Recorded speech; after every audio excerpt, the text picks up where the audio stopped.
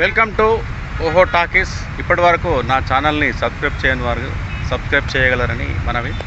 తెలంగాణలో ఎమ్మెల్యే కోట ఎమ్మెల్సీ ఎన్నికల వేళ మరి తెలంగాణ కాంగ్రెస్ పార్టీలో అంతర్గతంగా చర్చ అయితే మొదలైంది.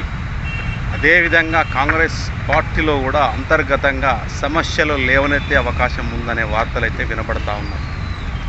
మొదట్లో ఎమ్మెల్సీ అభ్యర్థులుగా అద్దంకి దయాకర్, వేం నరేందర్ రెడ్డి, జీవన్ రెడ్డి, మధుయాష్కి, విహెచ్,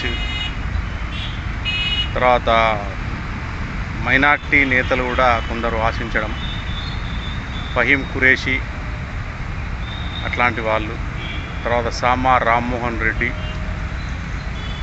ఇట్లాంటి వాళ్ళు మరి ఎందరో మరి ఎమ్మెల్సీ అభ్యర్థిగా పోటీ చేయడానికి ఆశావాహులుగా ఇటు రేవంత్ రెడ్డి అదేవిధంగా ఢిల్లీలో ఉన్న అధిష్టానాన్ని ప్రసన్నం చేసుకోవడానికి అనేక ప్రయత్నాలు అయితే చేయడం జరిగింది. అయితే అనుకోని విధంగా అనూహ్యంగా మరి తెరపైకి రాములమ్మ, విజయశాంతి అలియాస్ రాములమ్మ మరి రాజకీయ తెరపైకి రావడం జరిగింది. డైరెక్ట్గా మరి ఆమె ఢిల్లీలో కనిపించింది. అదేవిధంగా ఆమె ఖర్గేకు శాల్వా కప్పడం, బొకే ఇవ్వడం లాంటి అంశాలు, వీడియోలు కూడా మనం చూడడం జరిగింది. అయితే తెలంగాణ కాంగ్రెస్లో ప్రధానంగా ఒక చర్చ నడుస్తూ ఉంది. ఈ ఎమ్మెల్సీ కోట ఎన్నికల సందర్భంలో మరి విజయశాంతి ఎలా తెరపైకి వచ్చింది, ఈమెను ఎవరు తెరపైకి తెచ్చారు అన్న ప్రశ్న మొదలైంది. అయితే తెలంగాణ కాంగ్రెస్కు కొత్తగా వచ్చిన మీనాక్షి నటరాజన్ కాంగ్రెస్ వ్యవహారాల ఇన్ఛార్జ్ ఎవరైతే ఉన్నారో మరి గతంలో ఆమెతో విజయశాంతికి సన్నిహిత సంబంధాలు ఉండడం, అదేవిధంగా మరి కొత్తగా ఇన్ఛార్జ్ బాధ్యతలు తీసుకున్న మీనాక్షి నటరాజన్ మొదటి విస్తృత సమావేశంలో తెలంగాణ కాంగ్రెస్ నాయకులను ఆమె ప్రశ్నించిందట.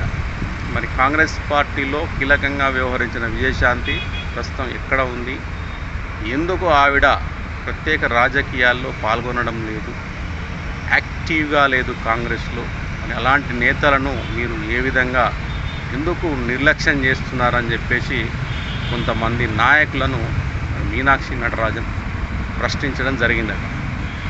అయితే ఆమె మరి విజయశాంతి ఎక్కడుంది కూడా ఎంక్వైరీ చేసి ఆమెతో ఫోన్లో మాట్లాడినట్టు, తర్వాత ఆమెను మరి ఢిల్లీకి కూడా మరి మీనాక్షి నటరాజన్ మరి తీసుకెళ్ళినట్లయితే ఇక్కడ వార్తలు అయితే వస్తూ ఉన్నాయి. మరి ఎందుకు మరి విజయశాంతినే మరి ఎమ్మెల్సీ అభ్యర్థిగా మరి రంగంలోకి దించారు అనేది కూడా ఒక ప్రశ్న. ఇక్కడ బీసీ కోట, ఎస్సీ కోట, ఎస్టీ కోట కింద మరి అభ్యర్థులను ప్రకటించాలి కాబట్టి మరి ఎస్సీ కోట కింద మాల సామాజిక వర్గానికి చెందిన అద్దంకి దయాకర్ను, అదేవిధంగా ఎస్టీ కోటాకు సంబంధించి కేతావత్ శంకర్ నాయక్, మరి బీసీ కోటా కింద మరి విజయశాంతికి ఎమ్మెల్సీ అభ్యర్థిగా మరి సీటు దక్కడం జరిగింది. మరి గతంలో 2023 ఎన్నికల సందర్భంలో మరి రేవంత్ రెడ్డి సిపిఐ పార్టీకి ఇక్కడ వాగ్దానం చేయడం జరిగింది, హామీ ఇవ్వడం జరిగింది. ఎమ్మెల్సీకి ఒక సీటు మరి సిపిఐకి కేటాయిస్తామని చెప్పడం జరిగింది. మరి మిత్రధర్మంలో భాగంగా నెల్లికంటి సత్యం సిపిఐ అభ్యర్థికి మరి కాంగ్రెస్ ఒక స్థానాన్ని, ఒక సీటును అయితే కేటాయించడం జరిగింది.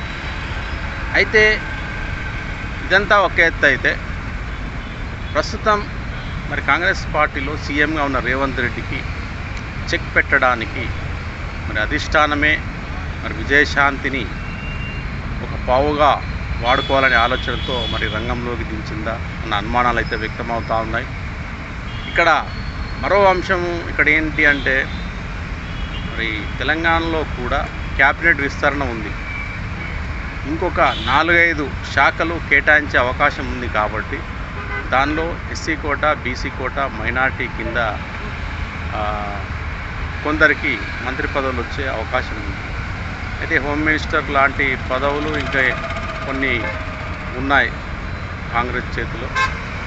అయితే విజయశాంతిని హోమ్ మినిస్టర్ చేయాలనే ఆలోచనలో రాహుల్ గాంధీ, మరి కాంగ్రెస్ జాతీయ అధ్యక్షుడు మల్లికార్జున్ ఖర్గే, మీనాక్షి నటరాజన్ మరి ఢిల్లీలో చక్రం తిప్పుతున్నారనే వార్తలు అయితే వినబడతా ఉన్నాయి. మరి విజయశాంతికి హోంశాఖ కేటాయిస్తా అంటే మరి రేవంత్ రెడ్డి ఒప్పుకుంటాడా? మరి అధికార ప్రభుత్వంలో సీఎం తర్వాత చాలా శక్తివంతమైన పదవి ఏదైనా ఉంది అంటే అది హోమ్ మినిస్టరే.